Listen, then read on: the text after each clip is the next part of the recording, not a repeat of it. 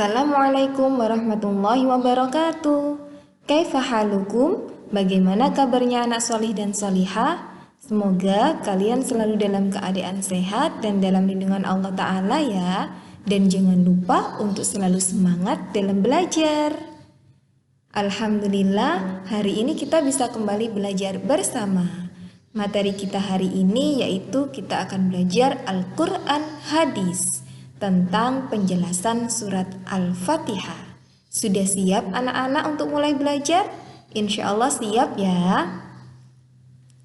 Tapi sebelum itu anak-anak, mari kita membaca surat Al-Fatihah bersama-sama ya. Ikuti Ustazah ya, kita baca bersama-sama. Abata. Bismillahirrahmanirrahim. Alhamdulillahi Rabbil Alamin.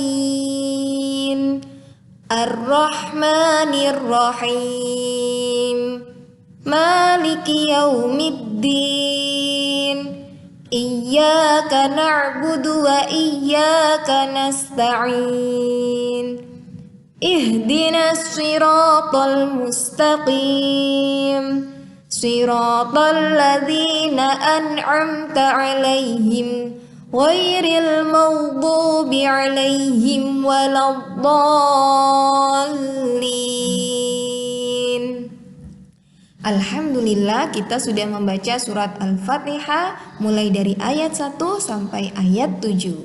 Nah, anak-anak perhatikan baik-baik ya. Ayat pertama surat Al-Fatihah bunyinya Bismillahirrahmanirrahim. Ingat-ingat, ayat pertama surat Al-Fatihah adalah Bismillahirrahmanirrahim. Sekarang mari kita lanjutkan pada penjelasan surat Al-Fatihah. Simak baik-baik ya penjelasan dari Ustazah. Ayat pertama surat Al-Fatihah yang bunyinya Bismillahirrahmanirrahim.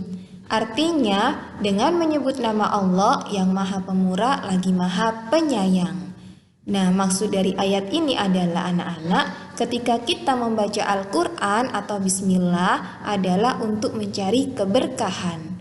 Dengan menyebut nama Allah yang Maha Pengasih lagi Maha Penyayang. Apakah itu keberkahan?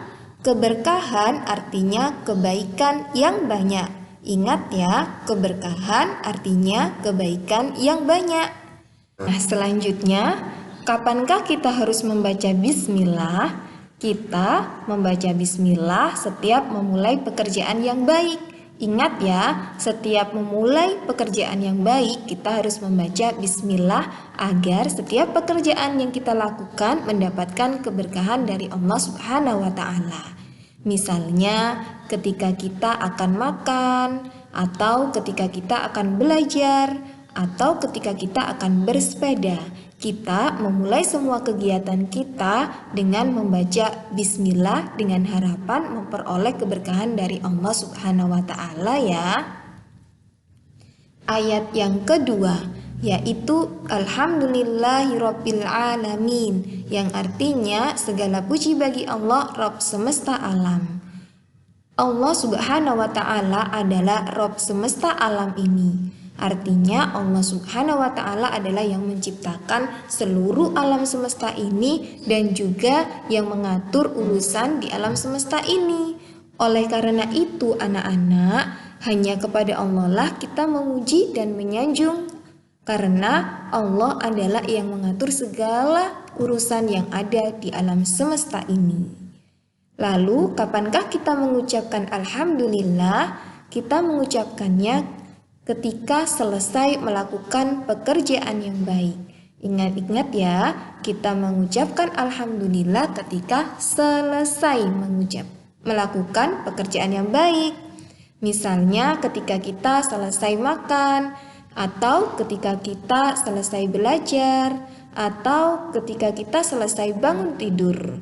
Nah, kita harus mengucapkan Alhamdulillah sebagai bentuk rasa syukur kita kepada Allah Subhanahu wa Ta'ala. Ingat anak-anak, jika sebelum memulai pekerjaan kita mengucapkan bismillah, maka selesai melakukan pekerjaannya kita mengucapkan alhamdulillah.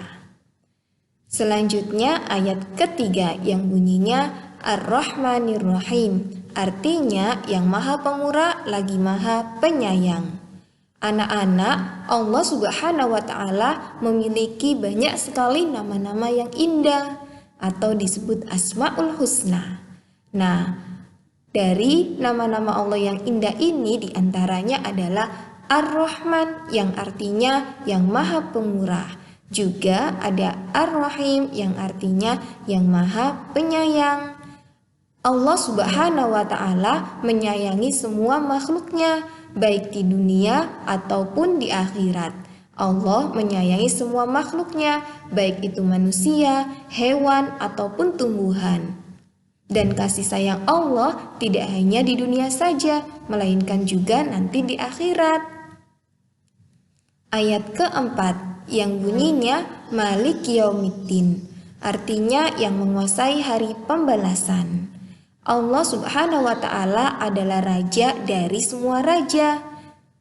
Oleh karena itu, semua yang ada di dunia ini tunduk kepada Allah, karena Allah lah yang menguasai semuanya di alam semesta ini.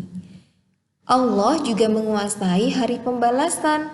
Apakah itu hari pembalasan? Hari pembalasan adalah hari di mana amal perbuatan kita akan dipertanggungjawabkan. Baik itu perbuatan baik atau perbuatan buruk, suatu hari nanti akan dimintai pertanggungjawabannya. Ayat kelima yang bunyinya Iyyaka na'budu wa iyyaka nasta'in, artinya hanya Engkaulah yang kami sembah dan kepada Engkaulah kami memohon pertolongan. Sebagai orang Islam yang beriman, yang percaya akan adanya Allah Subhanahu wa Ta'ala, maka kita harus beribadah hanya kepada Allah Subhanahu wa Ta'ala saja.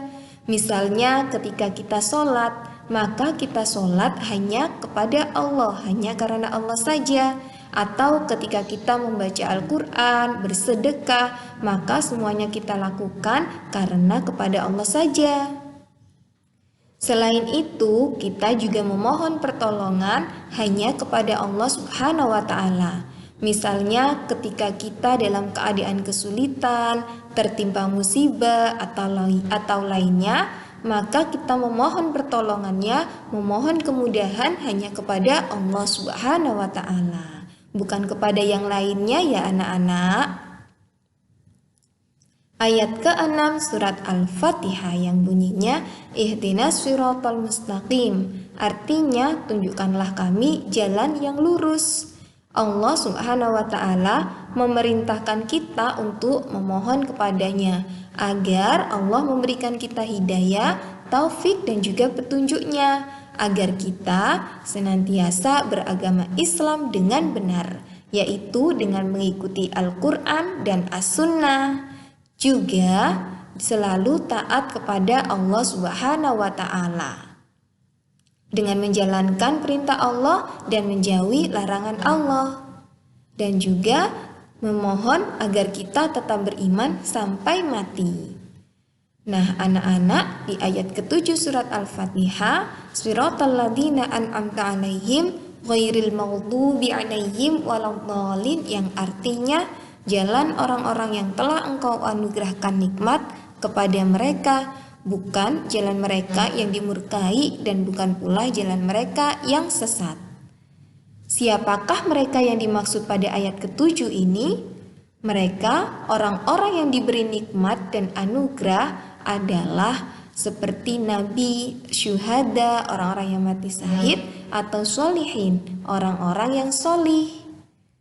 Dan mereka orang-orang yang dimurkai dan juga sesat adalah orang-orang kafir yang menyembah kepada selain Allah. Inilah jalan yang harus kita ikuti dan jalan yang harus kita jauhi ya. Alhamdulillah, materi Al-Quran hadis kita hari ini sudah selesai. Semoga apa yang sudah kita pelajari menjadi ilmu yang bermanfaat ya. Barakallahu fikum anak solih dan solihah. Ustazah akhiri, wassalamualaikum warahmatullahi wabarakatuh.